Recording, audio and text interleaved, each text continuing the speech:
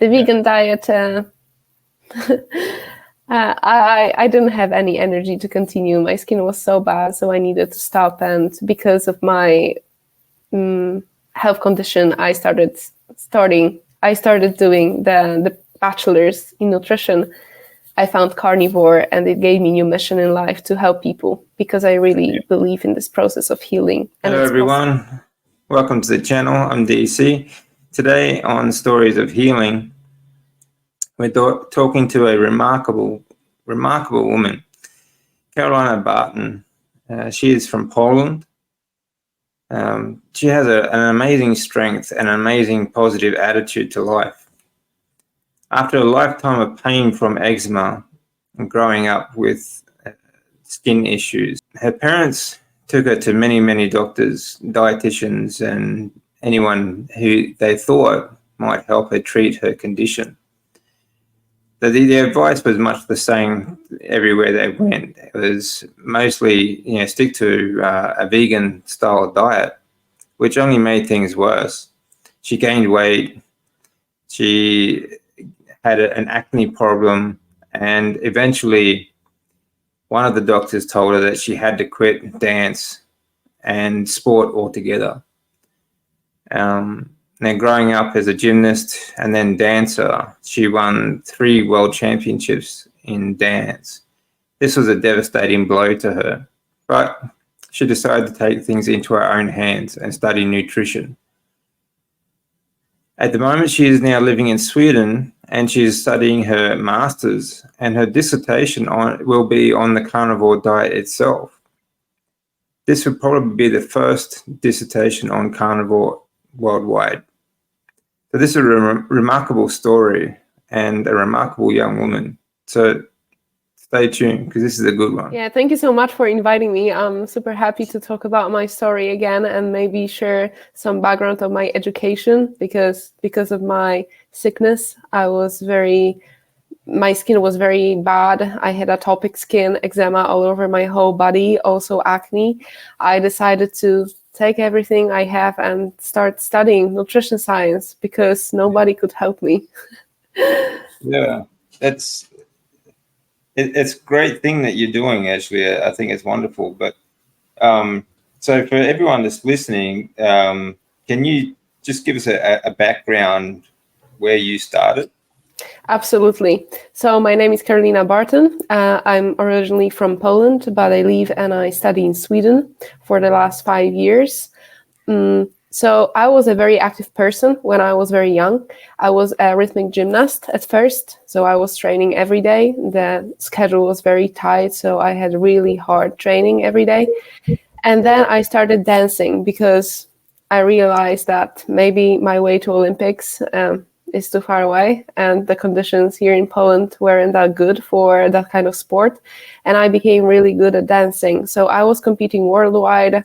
I have many achievements. However, during this period, my skin started being very sick, and I was feeling quite weak. So my eczema appeared all over my whole body. I had the main changes in my hands, on my arms, on my legs, also later on my face with acne. And it really it was really bad when it comes to my training, because I struggle to be awake. I struggle to be energetic, because I was scratching the whole nights, and I could barely remember the whole night that I could sleep for about 8 hours, because everything was just interrupted by really bad scratching. So that was my story when it comes to my sports and eczema. We did everything with my parents to heal me. Eczema is a lifelong thing. It's something you've obviously dealt with from birth. Has it? Yeah. Was it always such a problem, such a big problem for you in childhood? When I was little, I had changes on my hands, and I remember the kids in kindergarten, they didn't want to touch me because my skin was so dry, but it wasn't that severe. And I had changes also around my lips, some here in the corner. But then when I was getting older, in primary school, I struggled with constipation, and now I remember this. Oh my God, it started in my gut actually, and my parents were thinking it was something maybe that needed an operation or a surgery, but from what I can recall right now, it was just a bad digestion that I had at the time. So during the primary school, I didn't have so many changes on my skin. But then when I continued going to the middle school and high school, it became worse and worse. So during the period that I was maturing, basically. Yeah. So what was your diet like through those years growing up? Mm-hmm. We had pretty healthy eating at home because my grandma cooked meals. We ate lots of meat, but also lots of flour, pancakes, and everything was like homemade. We didn't have any sweets at home. We didn't have cakes. So I didn't know actually the taste of sweet because my parents never bought it. My diet was pretty healthy.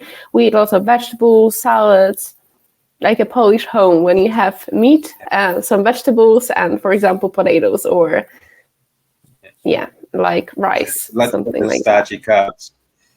Yeah, starchy carbs, but not so much. And that was like surprising when I think about this right now.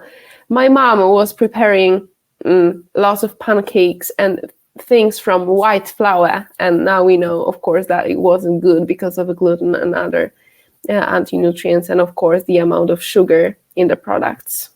Yeah, so it must have been very difficult. But I know when I was living in Japan, I was teaching, and some of my students had eczema, and they had a very tough time. Always had their sores and very itchy. They couldn't sleep. They were, some were very athletic, but when you sweat, it itches more. So you were saying that you were very athletic. I heard you did a lot of gymnastics. Yeah, exactly. When I was growing up, I was a rhythmic gymnast, and my training was every day with Russian coaches. So as you can imagine, it was pretty intense. And then I started dancing. And gymnastics were a very good beginning for dancing because my body was well prepared. However, now when I think about recently I got a question yesterday from my friend, Karolina, how you managed all of this if you couldn't sleep? And I was competing worldwide. And I said, I don't know. I had no idea. But actually, it's, I think, my positive attitude towards life in general that I'm trying to stay as optimistic as possible and see the happiness, even though there is no happiness. Especially when it comes to my feelings and my skin, because I became really, I was confident when I was pretty, I guess, without the skin issues, but then I got it, and obviously I wasn't that confident anymore, and I couldn't really go for dates. You understand? It was pretty bad when growing up. I was ashamed of my skin. Yeah, I can imagine you'd be very self-conscious. Yeah. So you said it got worse later on. What was were your parents that were trying to find any way to help you with the eczema, or? We were traveling the whole country, Poland, and then even we went abroad to try to find help for me and for my skin. But nobody could really find a solution. They gave me lots of diets, and one of the diet was a vegan diet and vegetarian diets, and I really went for that. I had no knowledge about nutrition at the time. I was listening to mainstream, basically, and they told me that meat was pretty inflammatory, and that's why I couldn't eat it, and I should switch for vegetables, for soups, for seed oils, actually. And I did that because I'm very disciplined, and they told me to do something, and I did that. Also, they conducted some blood tests when it comes to food intolerance, and I don't think it was very reliable because at the time it showed me that I was allergic. I can say allergic to red meat. which is funny when I'm thinking about it right now. And also the dietitian told me that I should switch to only fish, or the best way would be to do the vegan diet with lots of cold pressed seed oils to my vegetable soups.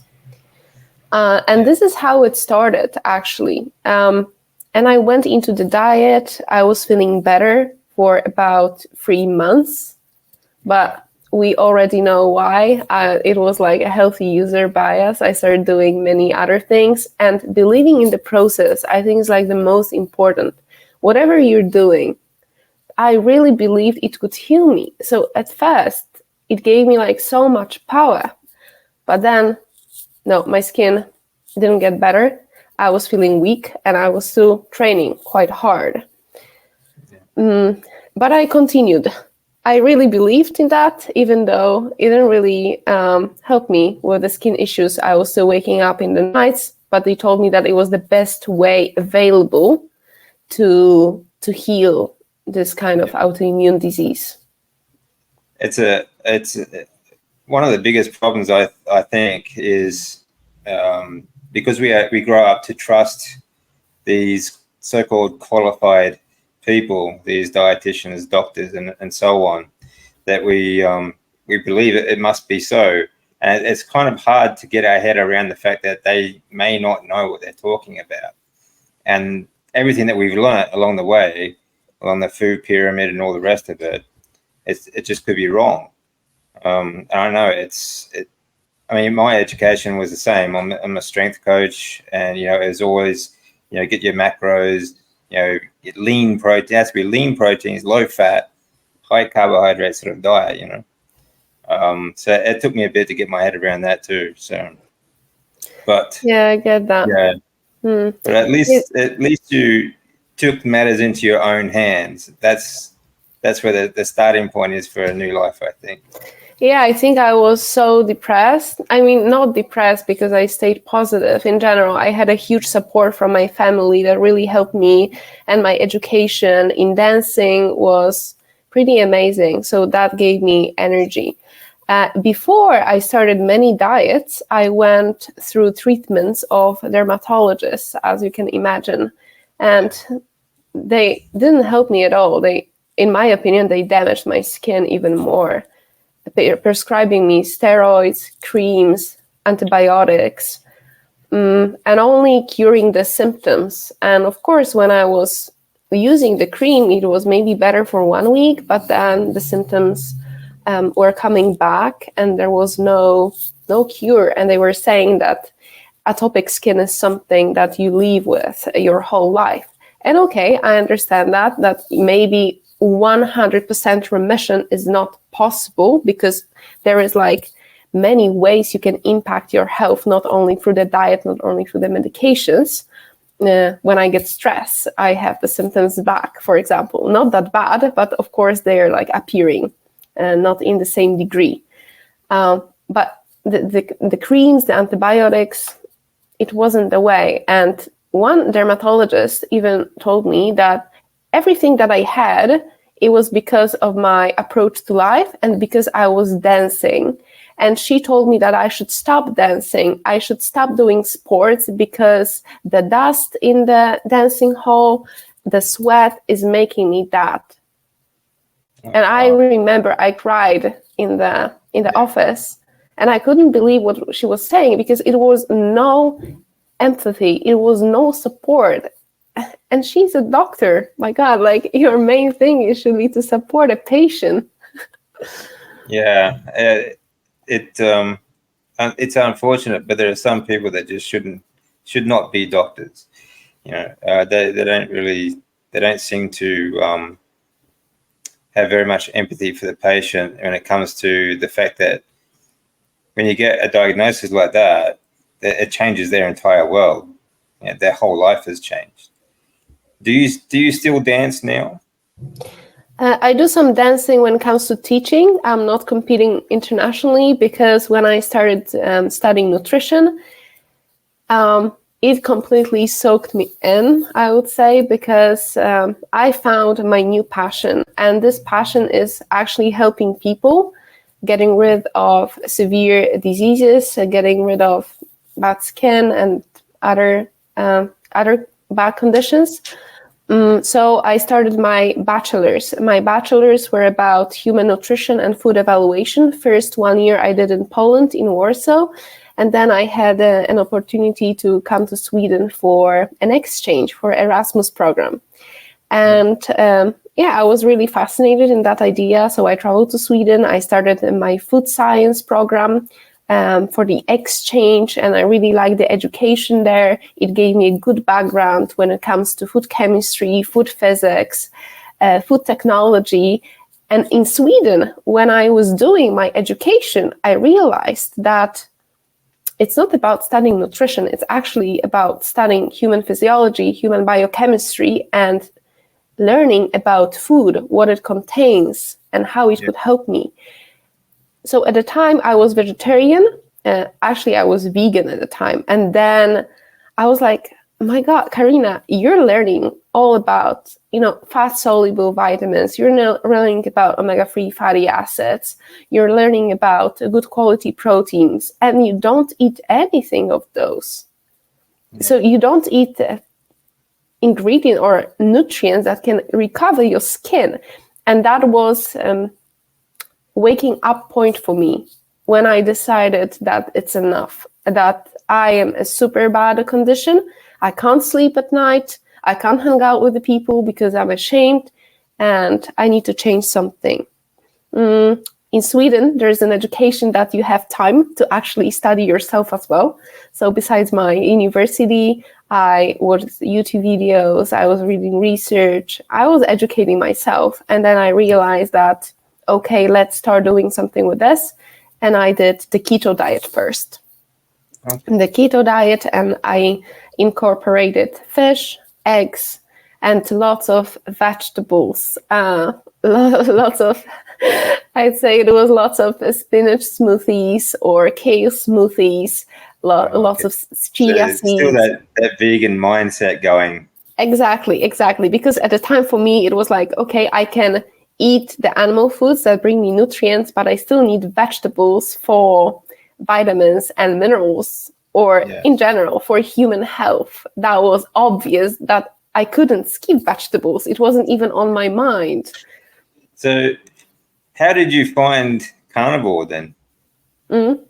I had a friend in Poland who was actually having a company with food, with catering. He was doing a keto diet and carnivore. And he said to me that for your condition, it would be good to try the carnivore diet. And I was like, are you crazy? I'm studying nutrition. It's not a good idea not to eat vegetables. And he said, like, listen to these people and read more about this topic. And I started exploring. And I started learning about anti-nutrients, about plant defense chemicals, about carbohydrates more and more. And then I realized that to be completely healthy, I need to recover my gut. I need to recover my intestine. So it was reasonable for me to start a carnivore diet. And I remember I was listening to Bart Kay, I was listening to Judy Cho, to Ken Berry, many of these people that really helped me out. And I'm so thankful for them. And for people like you doing content and interviewing people, because it gave lots of people motivation to even start or be convinced. Yeah, it really does. There's a lot of great influencers and doctors out there. Professor Bart Kay and Judy Cho, she's amazing too. Nutrition with Judy, like Dr. Chafee and Ken Berry and the rest of them. But it helps, I think, to hear people's recovery stories, such as yourself, because it plants the seed and it reinforces that idea that you can not only survive, but you can thrive on a meat-only diet. And, there's so much in so-called like nutritional sort of education. It's just sort of what we call muddy water, it's very confusing. So if we just show people, look, this is all you need to do. It's much simpler than people realize. they try to overcomplicate everything. Yeah, I agree with you. If you study nutrition, like I'm studying my master's now, I will be defending my thesis very soon. The education was actually less detailed in comparison to food science. The food science gave me a good background to human nutrition, how you're supposed to eat. But then all the dietary guidelines that I was studying, all the clinical nutrition ways of healing, for me, I didn't really understand that. It was like a schedule that we needed to know by heart and then use this kind of treatment with closed eyes. No, I couldn't stand that. That's why I picked a different topic for my master's thesis. And I hope people can get more knowledge about the carnivore diet, that it's really evidence-based, and we can also create many therapeutical ways for many diseases. Yes, definitely. Many diseases. I've spoken to different people. They've reversed diabetes, for example, type 2 diabetes, eczema, like yourself, many other things, and treating even other metabolic diseases. If you talk to people like Professor Thomas Seyfried, they're using ketogenic diets to treat cancer. So it's just wonderful, actually, to see what's happening. So what for you? I know it's quite amazing that and it's a great friend, obviously, put you onto the carnivore. Obviously, you're going through vegan. How long were you vegan for? I was mixed vegan and vegetarian for nearly 10 years. Wow. Okay. Yeah, wow. It's when I think about this, I don't know how I was living. Yeah, it's you tend to convince yourself that it's working when you know it's not. Exactly. That's pretty much it. And I tell people that you start carnivore diet when you're actually on the ground with your health and with yourself. Then you need to jump and realize that there is more ways and there is actually hope. But then, of course, you need some support to that. It's quite amazing just how crap actually you get used to feeling. You just think it's a normal thing to feel that bad, And until you change onto carnivore and you realize, wow, I didn't have to go through all of that. So what are your thoughts now? You've been chasing a cure for your eczema for your whole life. So what are your thoughts now on the education of these dietitians and doctors, do you think? I think everyone who is studying something related to health, they should have basics of human physiology, biochemistry, and food science. Absolutely. Yeah. That are my thoughts, but also how to manage stress.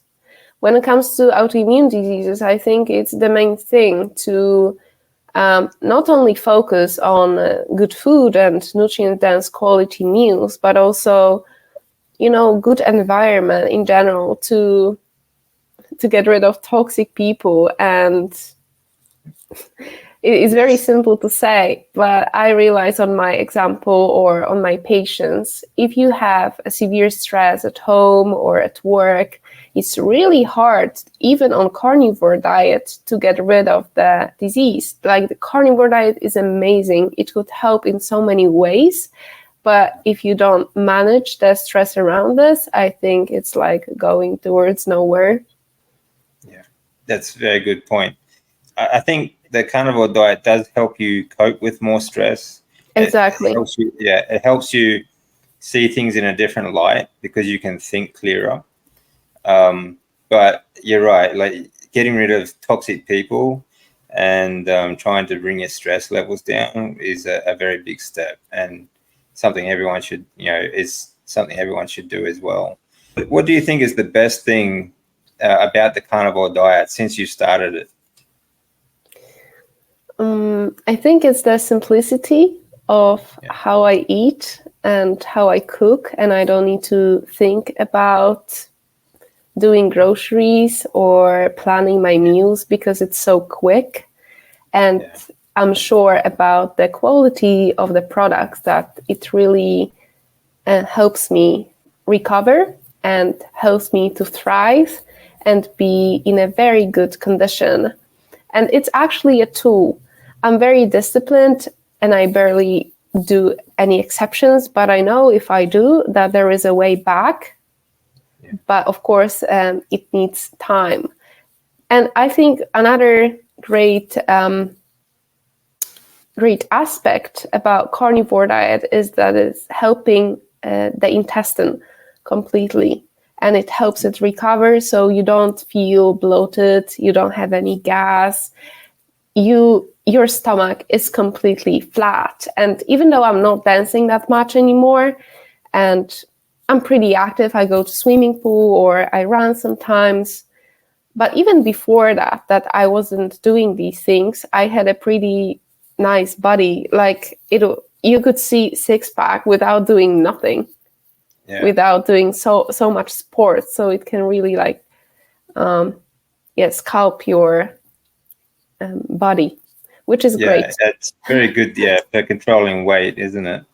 Yeah. When I was vegan and vegetarian, I put on weight 14 kilos, and my whole family was thinking, "Oh, what did you do? Like, what do you eat?" And I was like, "Yeah, I eat mainly vegetables, and I drink all of these nice smoothies." But I had so many cravings during that diet, and of course, I was eating way more frequently. So like 5-6 meals a day. I was drinking so much coffee, like 5 coffees a day with oat milk. So I put on weight 14 kilos. And then when I started doing keto and carnivore, I lost 14 kilograms. So that was great also for my skin, but my body as well. And now it's good. Now I can maintain the same weight and work on more if I desire to have something special about this. Yeah, that's great, isn't it? It's so easy to maintain. You don't have to. It's so easy. Yeah. Yeah. It's just don't even think about it anymore. So what does your day of eating look like then? I don't eat in the morning, so I start around 1 or 2 p.m.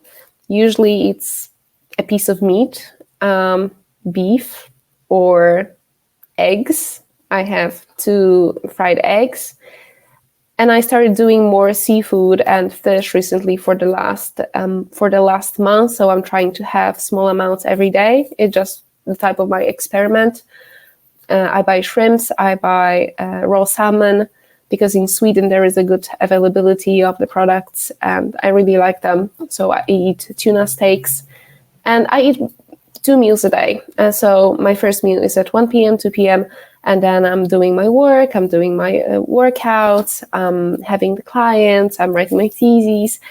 And the second meal is in the evening around 8 p.m. And it's pretty much the same. Again, a piece of steak or a piece of salmon, a piece of tuna steak, some kind of eggs. I really like ground beef. So, and I'm also cooking very fresh. I used to struggle with histamine intolerance, so it's important for me to eat fresh products. Yeah.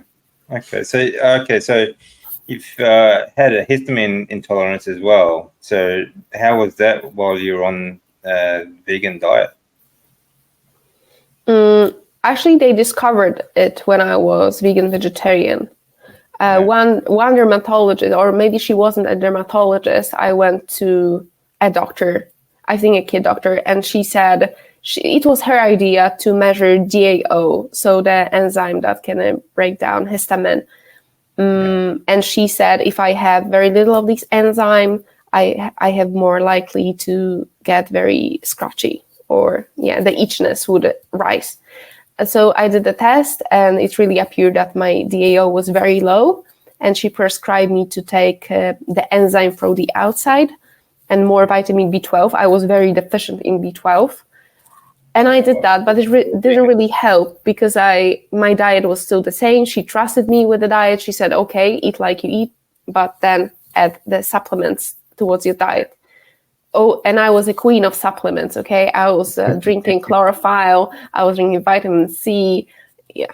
So it was, the shelves were packed with many supplements. My day was, actually, I didn't know how I fit all of this in my whole day. Now I'm without supplements, so this is great. Yeah, very much a supplement diet, the vegan diet. Yeah. When the people tell me that they're a vegan athlete, I was like, no, you're not. You're a processed food athlete, because that's all they have. That they survive on processed foods and supplements, you know. So it's just crazy to me. Yeah, but, it's hard to maintain. Yeah, it is. And you must have been extremely tired on very limited proteins and almost no fat. I was extremely tired, but I didn't know that it could get better, because in my head, I was eating the most healthy diet. So I was thinking, oh, it's supposed to be like that. It's supposed to be like I'm having stomach issues. It's supposed to be like I'm having lots of acne. My face was full of acne, except for eczema over my whole body. So it was another issue. And then they were saying that my skin is getting clearer because all the toxins are getting out, and this is the way how you recover. You know, I think all of us heard something about that in the past. Yeah, that's their excuse. You know, you start breaking out, and that's it's because all these toxins are coming out. So it's like, oh yeah, okay, so you believe it. But like, how long does it take for these toxins to come out? You know, like years later, it's still happening. So I can imagine you must have been very self-conscious. Your body covered in eczema and acne as well. So it must have been very difficult for a young girl to really, must have been very shy, I think, maybe. Yeah, I remember I became a fan of YouTube channels with makeup to watch how to cover it and how to deal with that. But I didn't think about switching oat milk to, getting rid of oat milk, because in Sweden there is actually, I could say that oat milk is now becoming more popular than regular milk. Yeah. And also the consumption of red meat is dropping, as in the US. Yeah. And we can see that like the numbers are there. So I don't really understand what we're talking about, giving new dietary guidelines, rules that we should eat 350 grams of red meat weekly. So now in Sweden we have 350. I think in the US it's 500 grams per week. Yeah. What about yours? Yeah, Australia's the same. They want to cut us down to 14 grams a day. Maximum. So it's just, I mean, the people doing that though, obviously they have an agenda. They really just don't want you to be healthy. So yeah, it is what it is. So we're stepping out, and at least now we can show people that does not work. So I think that's a good thing at the moment. People are starting to wake up to what's happening. Yeah, even in my thesis, I have a part when I describe dietary guidelines, because my thesis is about SIBO and carnivore diet, as the carnivore diet could potentially reverse SIBO or treat the symptoms. And I have a part when I describe the dietary guidelines. And okay, I understand that the dietary guidelines are made for healthy people. However, the prevention of many diseases starts from these guidelines. So if we have diabetes rising, if we have autoimmune diseases rising, of course, it could be some kind of background for SIBO or other intestinal diseases. Yeah. Even if the guidelines are for healthy people, we need to start from prevention. And if the people are listening to the guidelines, we wouldn't achieve good prevention from these conditions. Yeah, that's right. Ever since these dietary guidelines came in, like in the late 70s, and even before, there's a reverse correlation to disease with meat. You know, the meat consumption has been going down by year, while diseases keep going up and up, and like across the board, all diseases. So, the fact that they keep pushing this vegan diet or cut back on meat sort of thing, it's just it drives you. It's very frustrating, and now you sort of think, well, how did we let this happen? You know, how did I even think like that before? But it is what it is. And yeah, it is what it is, and we should talk more about that. We should have more publications, research done to actually break the wall. It's hard, yes, because it's exactly. not only, Well, it's difficult at the moment because there just aren't that many, or there just aren't enough, scientists, doctors, whatnot, actually doing the research. They all think the same thing. You know, they studied the same as we all did, and they think that vegan diet's the way to go, which is, but anyway. So how did you, you studied, obviously you got through your bachelor's in nutrition, and when you started Carnivore, how did you deal with that at school, at university? What was that like for you? Oh, it was interesting. I remember my first day on the master's program. It was, 1.5 years ago. So I went to school, and we had a lunch that was organized by the school, and the lunch was only vegan and vegetarian. And that was like first hit for me, because, I didn't really get that.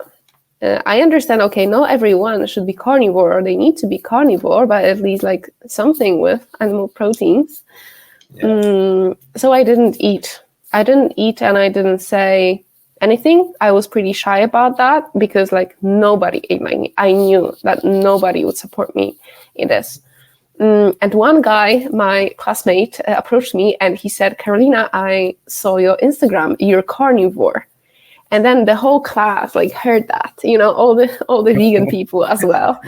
And I can say that I was feeling pretty confident, because it was after summer. I was very blonde, very tan. So I was feeling very good with myself about how I look. And I'm carnivore. Exactly. I don't eat any vegetables. It was like, why do you doing this? And nobody really wanted to hear my story about that. Yeah. It was just like, what you're doing, or no comments, basically. Yeah. And then, the classmates became familiar with my style of eating, and they didn't really comment. They didn't really ask me. Just a few asked me about this, and many of these people were super skeptical and were laughing at me. So I started also to making jokes, but in general, inside of me, I was feeling very uncomfortable, and it wasn't easy. And then also the professors and my lectures, I didn't feel that I had so much support, but I learned from this. I learned how to discuss, and I learned how to comment on something that I disagree with.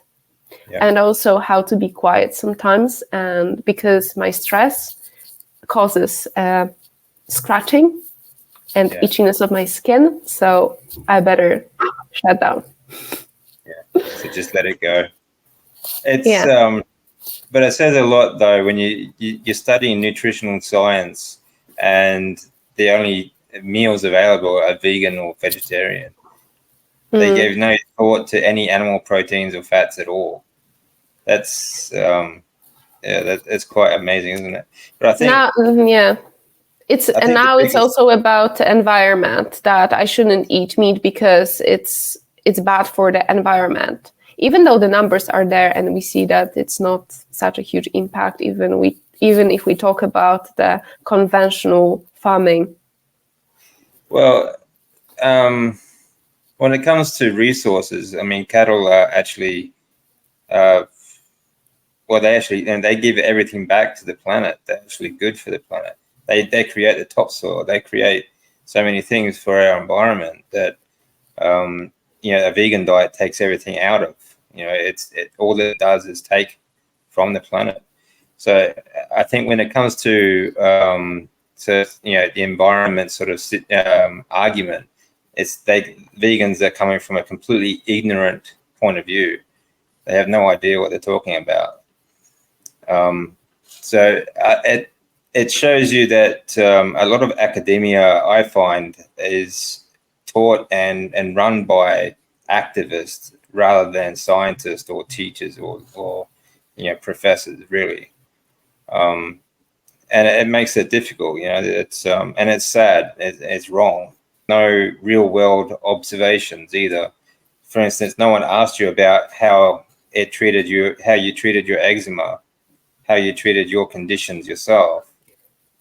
They just said, well, it's not in the book, so it can't be right. Yeah, they look at observational data, which is not reliable at all, and it's not nutritional science. So we need more randomized control trials and more examples like us, because it's real life. It's not that you can close someone in a lab and then take all these measurements, because it would never happen in our world. No, of course not. You can't lock up a group of people in a lab for 20, 50 years and make sure you watch everything they eat, sort of thing. So No. But I remember I had one professor from molecular and genetic mechanisms in nutrition science, and in that course I did a project about anti-nutrients. And about their mechanisms. That was my final project for passing the course. And I had this presentation, and he was listening. He was so interested. And then when I finished, he said, Karolina, it was like the first presentation when I took notes about what the students were saying, not about how they prepared the presentation. So congrats, and I didn't know about these mechanisms. Wow. And that's from your lecturer. That's amazing. Yeah, that was amazing. And then I believed, okay, the things that I'm doing, even if they're against the whole idea of the academia, for some people, it will make sense, and I can go through this tough wall. Excellent. Yeah, excellent. So what would be your advice for anyone who's thinking about starting the carnivore diet, but not really there, they're a little bit worried, is this going to be right for me? What would you say? I would suggest to find a group of people or a good nutritionist who would support them and guide, especially for the first months, because it's pretty hard in general when it comes to society and social aspects as well. And then to do carnivore right, because we can also do carnivore wrong, like we do keto diet wrong with all these keto desserts. We can do the same thing with carnivore diet if we eat only processed animal products. And if someone is very sick, I think it wouldn't work to eat like ham, processed cheese, or yogurts, or other things. Probably it wouldn't work, maybe in some degree. But when it comes to autoimmune diseases or other diseases, I'm not sure about that. So you need to focus on the good quality of the products, like meat, good quality eggs. And it's pretty easy to invest if you don't buy anything else other than the products. Actually, your diet becomes cheaper. Yeah, absolutely. I agree.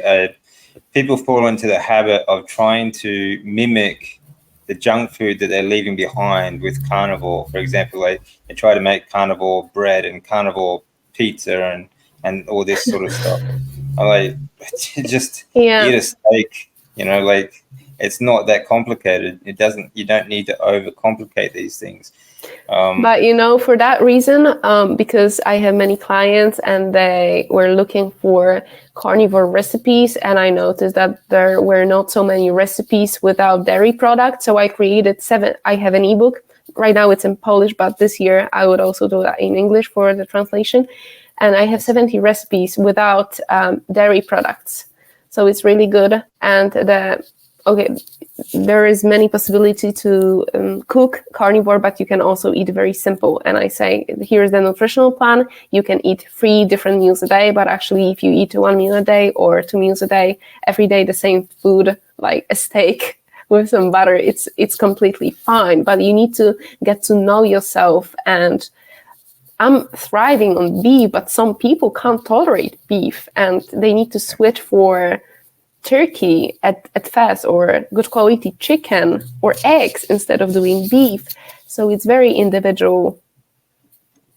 Yeah, definitely. I mean, yeah, and there's a transition period as well, especially if you're going from a standard Western diet to a strict carnivore. Oh yeah. I think you should give yourself at least 2 to 3 months of transition time. Just take it easy, because you can. I mean, your body's going to start expelling a lot of water and a lot of other things as well. So take your time, and just, I mean, 3 months really is not that long out of a lifetime to transition. So I completely agree with you, because people think right now that carnivore is like a pill that after 2 weeks or even the day after switching, they would feel amazing. And they're asking like, why carnivore doesn't work? But with so many years of eating bad and having all these unhealthy habits, we can't expect miracles with natural food over one night. And this is also my suggestion, like to stay patient and to stay consistent and to believe in the process, because if you don't believe in the process, like nothing would happen. Exactly. Everyone wants it all now. Like they spent a whole lifetime, abusing their body with junk food, but 1 week of carnivore is supposed to cure everything. Obviously, it's going to take time. And like you said, consistency is really the key. Consistency over time. Like one drop in the glass every day is still going to fill the glass. It's just going to take time to do it. So that's what I keep telling people as well. What about fat? How much fat do you eat in your day? So I've been studying a bit about the anthropologist, Wilhelm Stefansson. He spent 13 winters and 10 summers up in the Arctic Circle with Eskimo and the Inuit. He said, very simply, a balanced human diet is fat and meat. So where's your stance with the fat to protein sort of ratio? Do you have a high fat diet or low fat? I don't measure anymore, but it's around 70% from fat and 30% from proteins. Yeah, exactly mine. Yeah. When it comes to other, like, it's about myself and the eczema thing.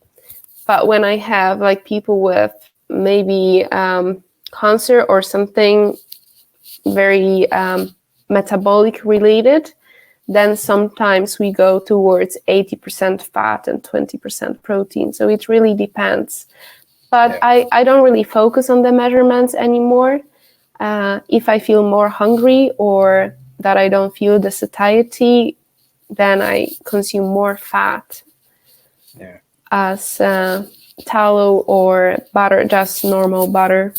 Yeah, I agree. One of the biggest complaints about when people go to carnivore is they feel tired and run down a lot.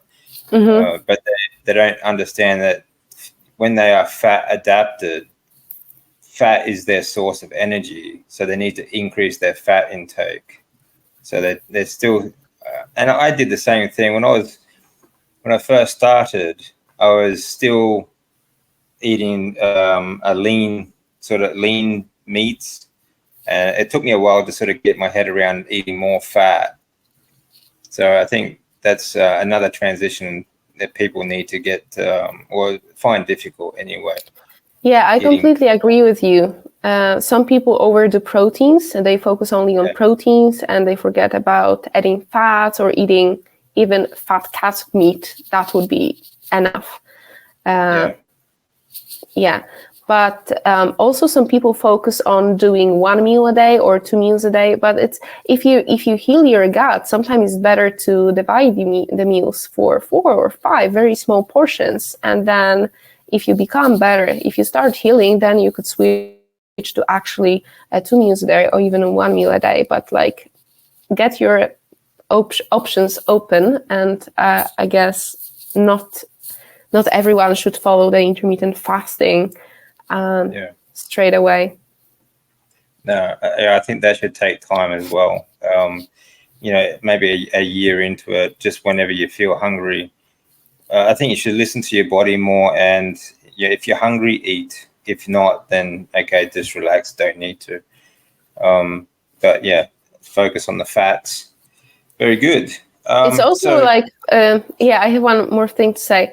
It's also really hard to measure the fat, for example, in a piece of meat or ground beef. Maybe it's easier ground beef, but in general, like we are not in a lab.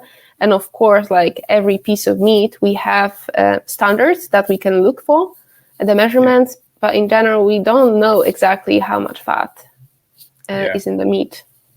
Yeah, exactly.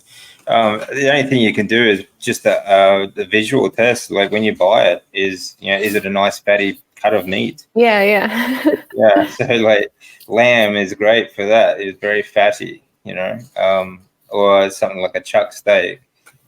That's pretty much all we can do. It's not like it's going to test everything and measure everything, which is another thing. People, when they go to Carnivore, they start testing everything. Like they're testing their bloods, and they're testing ketones, and they're testing all this other stuff. And to my mind, it's completely unnecessary. Would you find the same? People get really scared, especially when it comes to their cholesterol levels. And I remember I had one client who got really obsessed with blood testing, and he measured his cholesterol almost every day and his triglycerides. And then, as you can realize, he had a different score every day. So that was actually funny to see how it changes and how it adjusts to our needs and the body, that we need to have like more context, not only looking at one number. But people test themselves and they get scared, but they started feeling better. Everything improves, but one number is down, and what's now? So like when I was younger, I did a lot of marathon running, triathlon, and that sort of stuff. And people would wear these heart rate monitors, and even though they could push themselves a lot harder, they would slow down or they'd stop because the heart rate monitor would start beeping.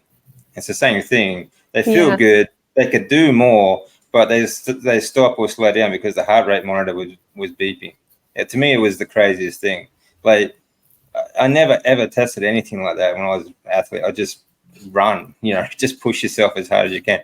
Your body will always shut down before your heart does, and it's the same with the cholesterol. Bart Kay said it perfectly when I spoke to him. He says your cholesterol level is at the perfect or precise level it should be for that time in your day.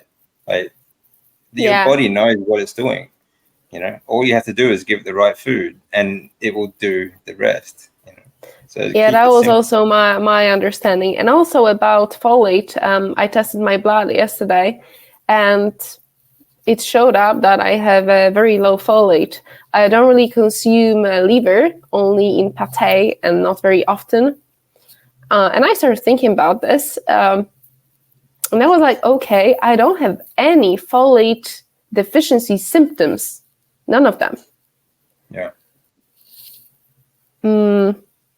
But this is like, now I'm figuring this out, if I should increase my intake of liver or something else. I know how to do that, but in general, it's like a thought that about the ranges in lab tests. Are they that reasonable for For older people, not really, because it changes depending on the diet. Yeah, that's another problem, is that the tests are never that accurate. You go from one place to the next, there's always different results, depending on how you prepare for the test as well. Like, for example, I basically 2 days before my blood test, I only do it because of my condition, but basically 2 days before my blood test, I'm always quite sedentary.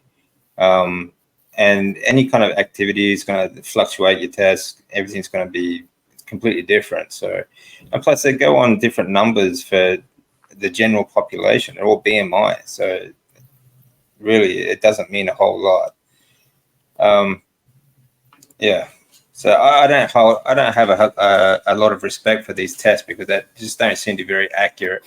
Another interesting thing was that I was very histamine intolerant, and with all my skin clear, I repeated that test, and it showed up that I was even more deficient in DAO. So this I don't really understand. Yeah. Because now I can tolerate cured meat. I can eat sausages, and I'm okay with that. I ate yesterday cod liver from the can, and I felt perfect. And I didn't have any symptoms on histamine tolerance. Well, there you go. Yeah. Well, I don't know. I mean, I don't know what's wrong with the way they test things, but it certainly just does not seem to be very accurate. So what would be the best advice you could give, like a bit of words of wisdom before we go, to anyone who is struggling with the carnivore diet? They've been on the diet for a little while, but they're having struggling a bit, sort of staying with it. Trust the process and note the positive things that happen every day in your life, and practice gratitude. And because of that, you would see probably the difference. Sometimes we only focus on bad things, and we compare ourselves to yesterday, and we forget how it was at the start. So even becoming more decisive, getting stronger in your character, it's a big achievement that we could also maybe say that it was because carnivore. Many people say to me, oh, I became stronger mentally when I started carnivore diet, because I needed to say no to people and I needed to stay with my decisions. So that would be my advice, to just trust the process and go step by step and note the positive changes that are happening every day. Yeah. So would you say it's fair to say that the vegan diet pretty much took away your dancing career, but the carnivore diet gave you a new mission in life? Oh, I've never heard that from someone. That it's beautiful. It's beautiful what you said. Yeah, I think so. The vegan diet, I didn't have any energy to continue. My skin was so bad, so I needed to stop. And because of my health condition, I started doing the bachelor's in nutrition. I found carnivore, and it gave me a new mission in life to help people, because I really believe in this process of healing, and it's possible. Excellent. Yeah. And you're doing such a wonderful job too. So where can people find you? People can find me on Instagram. My name is foodcoach.Karolina Barton. However, I'm doing content in Polish right now, but hopefully in the future I can expand to do everything in English as well. It's just a matter of time. I have an English interview also with Bart K, with you right now, and I hope maybe if I complete my master thesis about SIBO and carnivore diet, we could go worldwide with this information and have more interviews on this topic. Yeah, well, I look forward to that. That would be great, actually. Last bit of advice also, I think, is for people starting, don't compare your chapter 1 to someone else's chapter 30. These results always take time, and all you need to do is follow your own path, and you will get there. So Yeah, I completely agree with you.